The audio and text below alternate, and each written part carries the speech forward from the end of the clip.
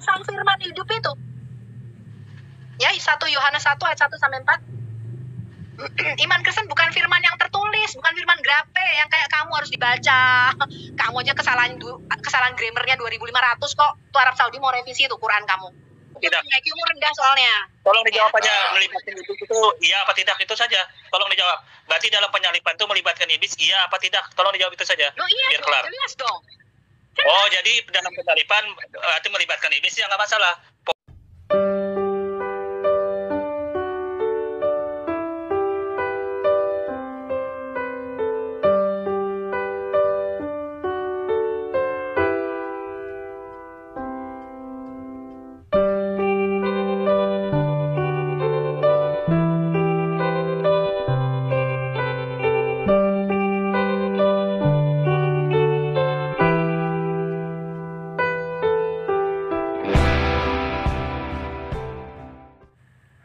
Bismillahirrahmanirrahim. Assalamualaikum warahmatullahi wabarakatuh. Saudaraku yang beriman, dimanapun saat ini Anda berada, jumpa lagi dengan Madya Channel. Di video kali ini Madya akan menunjukkan hasil lab Madya di room Solata BM2 Apologet ya, yang mana terjadi pada 1 hari sebelumnya ya. Nah, ini di room StreamYard itu Madya menanyakan kepada orang yang bernama Sofiatul Al-Hayat, ini salah satu apologet yang sering menghujat ajaran Islam. Apakah posisinya ini dalam penyalipan itu melibatkan atau peran iblis itu sangat ada atau berguna sesuai dengan Yohanes 13 ayat 2 itu atau tidak? Nah, di sini secara fakta dan langsung dari omongan Sofiatul, dia mengatakan bahwa iblis berperan. Iblis itu dilibatkan dalam penyalipan Yesus. Nah, jadi saudara-saudaraku sudah bisa menilai kalau suatu ajaran melibatkan iblis di dalamnya, Anda bisa nilai sendiri ya. Madya hanya menunjukkan bukti bahwa di ajaran mereka menurut Sofiatul dan para apologet pada saat itu di room Solata ini, mereka mengakuin bahwa iblis itu berperan, dilibatkan dalam penyalipan Yesus, yang sebenarnya penyalipan itu hal-hal pokok penting dalam ajaran mereka. Nah, ini terjadi, ini pembuktiannya. Oke, langsung saja ya kita simak videonya. Oke, go. Sang firman hidup itu. Ya, 1 Yohanes 1 ayat 1 sampai 4. Iman Kristen bukan firman yang tertulis, bukan firman grape yang kayak kamu harus dibaca. Kamu aja kesalahan grammarnya 2.500 kok. Tuh Arab Saudi mau revisi tuh Quran kamu. Coba Pak Bom ayat 1 sampai 3, Pak. Saya baca ya. Saya baca, Bu. Ya, Pak. Ini sudah. Ini kesaksian Rasul ini. Jadi media ini kesaksian Rasul ya. Yang hidup bersama Yesus. Apa yang telah ada semula, yang telah kami dengar, yang telah kami lihat dengan mata kami, yang telah kami saksikan dan yang telah kami raba dengan tangan kami tentang firman hidup, itulah yang kami tuliskan kepada kamu. Oke, sampai Hidup sini dulu, itu Pak. Oke. Saya tanya, bisa bertanya Ibu Sofi, saya bertanya Madya. Aku jelasin. Tanya. Apa? Jadi dikatakan begini Madya, kalau kamu percaya Quran itu kekal, merupakan firman Allah, ya, kalamullah yang kekal, turun dari Loh Mahfuz, ya, maka kita percaya bahwa firman itu bukan turun jadi kitab, enggak. Orang Kristen itu enggak percaya firman turun jadi kitab. Orang Kristen itu percaya firman turun jadi manusia, firman nuzul jadi manusia. Ya, manusia itu siapa? Manusia itu adalah sang firman hidup. Itulah yang dituliskan oleh para rasul. Para rasul mengatakan kamilah saksi-saksi mata tentang sang firman hidup. Yang apa? Yang kami lihat dengan mata kami dengar dengan telinga kami raba dengan tangan kami. Makanya dikatakan, ya, Yesus Kristus dia tetap sama dahulu, sekarang, dia tetap sama dahulu, sekarang dan selama-lamanya. Benar ya Pak Bom? Benar, 100. Jadi bagi yang kekal itu bukan Alkitab. Alkitab itu punya penyampaian sendiri. Oke, jadi gini Bu Sofi, ya. Ibu Sofi tadi kan menjelaskan bahwa Yesus atau Tuhan itu dengan bunuh di dalam posisi dia disalib ini keinginan Tuhan sendiri atau keinginan yang lain dengan dinubuatkan dia disalib ini. Menurut Ibu Sofi gimana? Keinginan Tuhan sendiri. Keinginan Tuhan sendiri. Berarti keinginan Tuhan sendiri memilih iblis, membisiki Yudas, kemudian terjadilah penyaliban di Yohanes 13 ayat 2 ini terjadi dong. Apa Anda setuju? Itu kamu salah Di Yohanes paham. 13 ayat 2 karena keinginan Tuhan sendiri dia memilih iblis, melibatkan iblis dalam penyaliban. Di Yohanes 13 ayat 2 silakan Pak Bambang tampilkan. Di sewaktu Yesus dan kami murid sedang makan malam, iblis sudah bekerja di dalam hati Yudas untuk membisiki sehingga terjadi penyaliban. Berarti kalau sudah dinubuatkan Tuhan, berarti Tuhan Anda sudah memilih iblis untuk penyaliban Yesus itu. Itu terjadi melibatkan menyuruhnya, jangan ambil kesimpulan. Silakan Anda buka Yohanes 13 ayat 2. Silakan. Berarti peran iblis penting di dalam ini. Silakan jelaskan kalau memang Anda tidak percaya. Saya jelaskan. Saya jelaskan. Bentar, kalau saya jelasin Berarti kamu iblis jangan potong. berperan dalam hal ini. Iblis berperan penting dalam penyaliban Yesus dalam Yohanes. Kamu bertanya aja. Kamu Oke, ya udah. Kamu jelaskan, tolong dijelaskan. Itu bagaimana peran iblis itu? Jelasin jangan pernah potong. Ya. Ya udah, tolong dijelaskan. Ya. Yohanes 13 ayat 2. Yohanes 13 ayat 2. Berarti iblis dipilih Tuhan untuk membikin Yudas agar terjadi penyaliban. Berarti iblis berperan Kamu tahu penting. Yudas siapa? Kamu tahu Yudas siapa? Ya, Murid Yesus. tahu Yudas itu siapa? Murid Yesus. Ya itu murid Yudas Yesus itu itu. murid Yesus. Ya, murid Yesus yang pilih Yudas siapa? Nah gini aja, tolong dijelaskan peran iblis ini apakah keinginan Tuhan juga karena melibatkan iblis dalam penyaliban di Yohanes 13 ayat 2. Kalau tidak, mengapa dia pilih iblis? Kenapa dia melibatkan iblis dalam penyaliban ini? Membisiki juga. Kalau tidak ada iblis, tidak ada penyaliban. Jelasin Ibu Sofianto. Ibu Sofianto jelasin. Ya, suruh dia diam. Saya nggak suka kalau dipotong. Ya, Mute kalau dulu kamu semua. motong, kamu tak turunin. Ya, kalau dia motong perkataan saya turunin ya Pak ya. Ya, ya. Saya jelasin. Ini artinya memang Muslim itu tidak mengenal esensi daripada Allah. Tadi ketika saya bicara di Edis TV, ya seorang Muslim juga bertanya mengenai hakikat Allah. Bu Sofia tuh menjelaskannya lebih baik daripada Edis katanya. Ya, saya lebih jelas. Jadi kamu nggak tahu seperti ini, ya? Siapa namanya Madia? Tuhan itu dikatakan di Yesaya, ya Yesaya 53 ayat 17, dia itu berdiam di tempat tinggi dan di dalam kekekalan. Ini berulang-ulang nih, saya ulangi terus nih. Ya, dia berdiam in the high and lofty place, artinya dia berdiam di dimensi kekekalan. Kamu tahu nggak apa artinya kekekalan? Dimensi kekekalan artinya dimensi di luar dimensi ruang dan waktu. Konsekuensinya apa? Kalau Tuhan berada di dimensi yang namanya dimensi kekekalan, nggak ada waktu, dia nggak kenal waktu. Bagi Tuhan tidak ada yang namanya masa lalu, masa sekarang, masa depan, nggak ada. Jadi Tuhan itu satu-satunya makhluk yang bisa melihat sesuatu terjadi sebelum itu terjadi. Dengar ya, Tuhan berada di dimensi kekekalan, artinya dia berada di luar dimensi ruang dan waktu. Bagi Tuhan tuh nggak ada waktu. Kalau bagi manusia tuh melihat waktu in sequence dalam setiap kejadian. Saya nggak bisa lihat masa depan, dan saya tidak bisa kembali ke masa lalu. Tuhan beda. Ya, makanya Yesus masuk di tengah-tengah dalam sejarah. Ya, Yesus itu masuknya di tengah-tengah dalam sejarah. Ya, nah bagi Tuhan tidak ada yang namanya waktu. Waktu tuh nggak ada, dia tuh nggak kenal, karena dia kekal. Bagi dia masa lalu, masa sekarang dan masa depan itu bersamaan kelihatan. Makanya Tuhan di Yesaya 46 ayat 9 sampai 10 dia mengatakan kalau seseorang menerima firman dariku, bukan dari setan-setan dan bukan nabi palsu, cirinya ini kata Tuhan. Cirinya, aku berbicara in a prophecy dalam nubuatan. Aku berbicara, I declare the end from the beginning.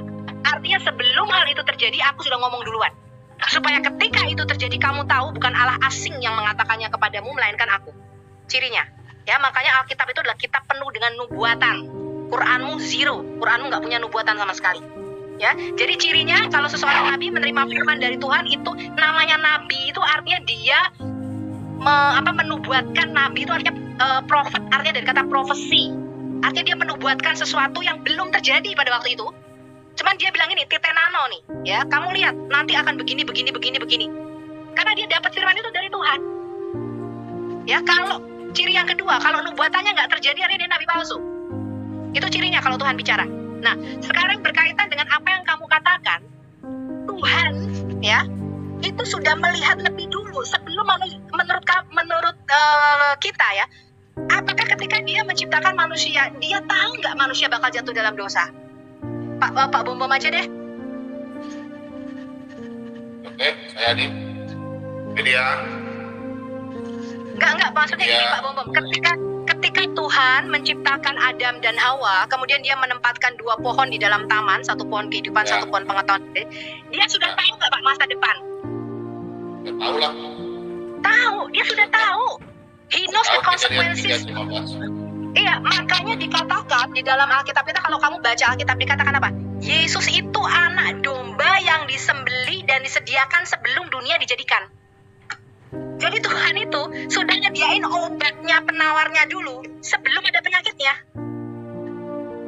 Ya, di dalam kamu baca di dalam Alkitab kita, saya lupa ayat-ayatnya ya.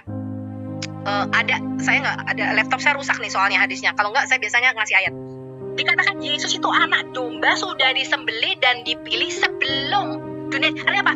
Sebelum manusia itu jatuh dalam dosa, Tuhan udah kasih penawarnya nih, jaga-jaga. Kenapa? Karena dia ngerti. Dia tuh maha tahu. Nah, sekarang berkaitan dengan iblis, peran iblis, ya.